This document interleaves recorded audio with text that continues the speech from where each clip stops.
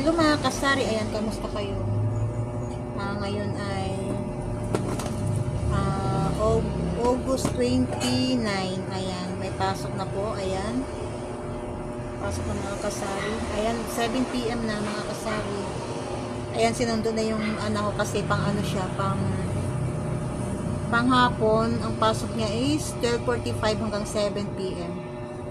Ayan, sinundo na ng asawa ko. Kamusta kayo mga kasari? Ayan, kaninang madaling araw is ramdam na namin na mabili. Mabili talaga kanina kasi kaya sayang hindi ko man lang naanohan yung freezer, hindi ko na-update yung ubos-ubos yung laman ng freezer namin kanina. Pati yung langgunisa, ang naubos talaga mga langgunisa tapos yung baloney, yung mahaba na mataba is wala na talaga. Mamayang 8 PM is dadating 50 kilos tsaka salami din, ayan. Kala nga namin kanina dadating nung tinawagan ng asawa ko is mamaya pa daw 8:00. Sayang nga, may isang customer kami na diniliberan ng ng 6:00 is hindi nabigyan ng longganisa na baloney kasi wala, ubos na. Ayan. Bali, yung magdi-deliver sa amin ngayon is sa isang linggo, minsan 2 beses lang sila nagdi-deliver Ayan. Tapos, buti na lang, meron kami kinukuhanan sa palengke. Ayan na, ganun din na baloney. Mabili ngayon yung mga kasi syempre may pasok na mga kasari, kaya, ayan, kamusta sa inyo? Sa amin is talagang, ramdam namin yung, mabili na yung mga frozen, ayan, mga frozen foods, syempre, mga baon ng mga bata, ayan, madaling iluto, ganun, kaya talagang ramdam na natin. Ayan, yan ang hinihintay ko na mula ngayong pasukan ng 2023, 2024, ayan, maobserbahan ko kung talagang kabilihan ng may pasok. Kasi talagang ngayon pa lang kami mag-uumpisa na yun talagang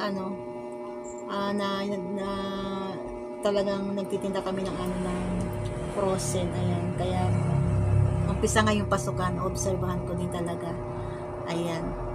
Dito sa isa store is hindi masyado.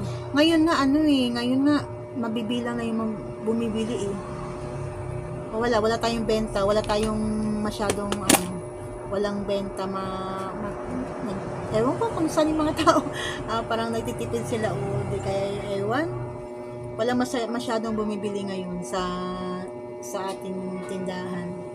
Ayan, tapos sa mga frozen sa ngayon dito is wala din. Ang tumal ngayon sa pag sa madaling araw lang talaga kami kasi nga mga customer namin is umu-order sila ng mamaya yan, mag-text na sila, mag-order na sila. Ayan, tapos i-deliver ng asawa ko ng madaling araw. Ayan,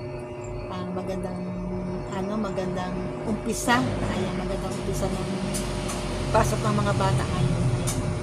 Kaya minsan talaga yung ating negosyo is nakasalalay talaga sa mga estudyante. Siyempre, pambaon din kasi nila, ganyan, pambaon, almusal. Pero anak ko hindi naman siya nagbabaon kasi siyempre half day lang naman ang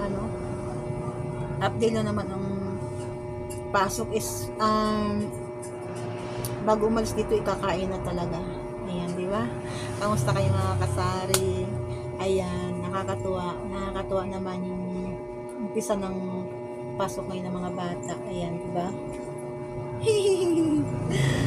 Sayang kayo, parang natamad ako, parang naantok ako kanina, hindi ko nawala sa isip mag-video kanina na tapos sabi ko sa asawa ko, wala laman yung freezer mo, sabi mo gano'n. Na niya talaga. Ito yung freezer na ito. Sabi ko walang laman. Ayan, ngayon kasi nakapamili na siya ng mga iba. Ayan, ang wala lang is longganisa na na yung baloney. Pero yung mga longganisa na yung mga hamonado tsaka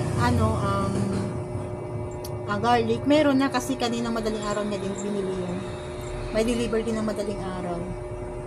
Ayan, di ba? Ayan. Tuloy-tuloy lang talaga tayo kahit na ganun ang ng negosyo natin is tuloy-tuloy lang. Di ba? Kung dito nga sa akin, nakakapag-taste ako ng ganyan eh. Kaninang hapon eh, sabi ko, idlit nga ako hanggang sa nakatulog ako. Wala naman talagang bumibili. Sa totoo lang, wala talagang bumibili. Wala. Talagang ngayong umpisa ng pasukan na kung mabili man yung isang item na yun, yung halimbawa mga frozen namin, yung dito naman sa sari-sari store is wala. Nangyari din sa inyo yun. Pero ano lang kasi syempre baka sa akin lang, syempre dito kayo sa akin is kung may nabibili sila dyan sa labas, doon na lang sila is hindi na nila ako pupuntahan dito, hindi na sila papasok dito sa loob, doon na lang sila sa labas. Ayan, kaya ganun nangyari sa akin. Ganun ang unang pasok ng mga bata is matumal na mabili, di ba? Matumal yung store, pero sa mga natin pambenta ng mga na mga frozen is mabili. Kasi yung namin mga frozen namin is pang wholesale. Ang presyo niya palengke eh. Mas mababa pa minsan sa palengke kasi syempre nakukuha ng asawa ko yun ang mababa. Halimbawa mga less konti, tapos nagdadagdag lang siya ng 2 piso. Ayan, para kasi pambenta rin pambenta rin yung bibili sa amin, kaya pang wholesale siya. Ganon ang ganon ang namin paninda. Kaya nga minsan sabi nung bumibili sa akin dito, ang baba daw ng ulang burger sa akin, sabi niya lang. Ikumpara daw kasi diyan sa labas meron din sila, sabi ko kasi pang lang yan pang kasi namin pambenta. Yung sinabi niya sa akin yung sumaba ko yun. Kasi 55 sa kanila, sa amin is 52. Ganon ang diferensya ng namin. Kasi kung nga lang, kung yung hotdog nga kung yung hotdog na isang bag, mabibili ko na sa amin ng 180. Ganon 180, 185, ganyan. Ganon ang ibentahan namin. Diba? Mababa lang din. Ayan. Tuloy-tuloy lang tayo mga kasari. Ayan. Ko lang kayo, na-update ko lang kayo. Ay, marami na tayong mga box kasi namili na nga yung asawa ko kanina. Ayan, alas 7 na. Sinando lang niya yung bunso ko. Kakain na kayo pagdating. Ayan. Silipin natin yung laman ng ating mga freezer. Mga freezer, ang daming freezer. Ayan. Ayan. Ayan, puno na uli. Kanina walang laman to. Hindi ko talaga nakuhanan kanina. Kaya ng umaga, hindi ko talaga siya nakuhanan. Sayang. Ayan. Hindi ko talaga nakuhanan. Ito naayos na ng asawa ko. Kasi kanina bumili din siya ng 3 box na tosino. Ayan, maganda ng pagkakaya. Sayang talaga kanina, hindi ko siya nakuhanan. Ayan, pero dyan sa bandang loob, wala nang laman. Ayan, mga hotdog na natirang. Dapat doon sa kabila na kalagayan is, yan, tsaka ilan na lang yung, ilang peraso na lang yung, ilang kilo na lang yung price natin. Na-order na ako ulit. Ayan. Ito, mauunang i-deliver ito. Hinanda na ng asawa ko. Ayan. Yung mga tosino natin, madami tayong tosino. Ayan.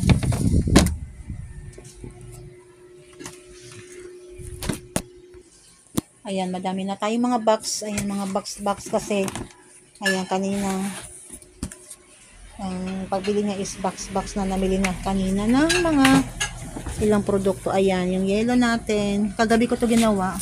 Konti lang bawas ng yelo. Ayan. Hindi pa ako nakakapag-defrost dito kasi minsan kusa siya nagdi-defrost eh. Ayan. Ayan yung laman ng freezer natin. Kaunti lang. Walang skinless. Siguro wala pang deliver nito. Ubus na. Yan, wala tayong mga skinless. Mamayang madaling araw pa yan magkakaroon.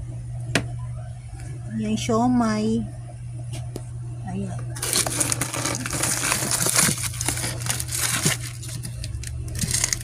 Yung skinless na longganisa, oh. Yung Pampangas, iba na, bago na yung packaging niya.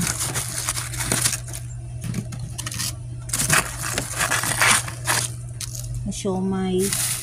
Ito, tapa. Ayan. Yung sisig, nagbihis na din yung sisig. Ayan. Iba na yung packaging ng sisig. Nagbihis na siya.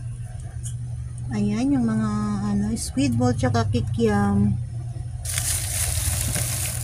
Ayan. Tapos ito, kasi ito yung mabili talaga na walang kupas. Ayan yung mabiling mga hotdog. Walang kupas. Ito is ayan, CDO Idol.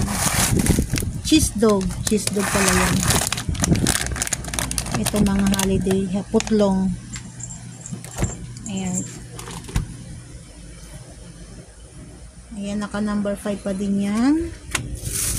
Hindi pa natanggal pala yung nagbasta yung asawa ko kanina yung basura. Ayan. Ayan lang muna sa ayan, ito kaninang madaling araw ito.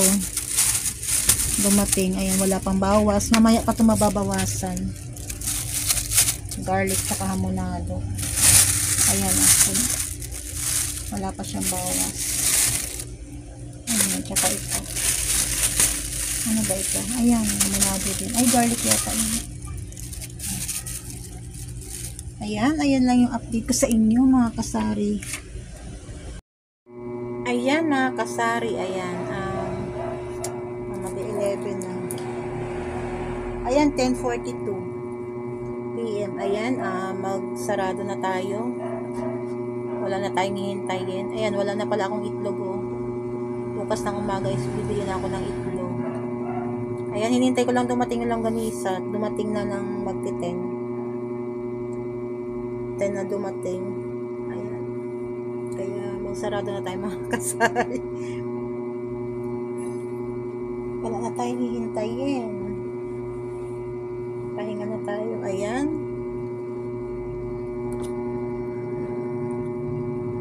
Go lang tayo. Ayan, nandun na yung langgunisa. Inano na sa fridge, tapos kasi nga baka ayan, nasa fridge na kulay pula. At bukas ng mamayang madaling araw ang deliver ng ating mga longganisa na yan. 50 kilos. Ayan.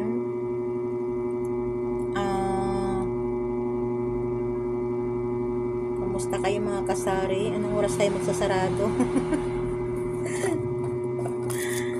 Ako kasi ang sarado ko minsan 11, minsan wala talaga ako sa matinong oras. Walang tinong oras sa akin. Minsan 10, minsan 11. Ayan. Tapos naman ang bukas pa naman, minsan alas 6, minsan inaabot ako ng alas 7. Ayan. Pero ngayon may pasok na, dapat maaga na tayo magbubukas. Diba? Kanina, inumpisahan ko na kanina. 6 AM ako nang bukas. Ayan. Bye-bye na.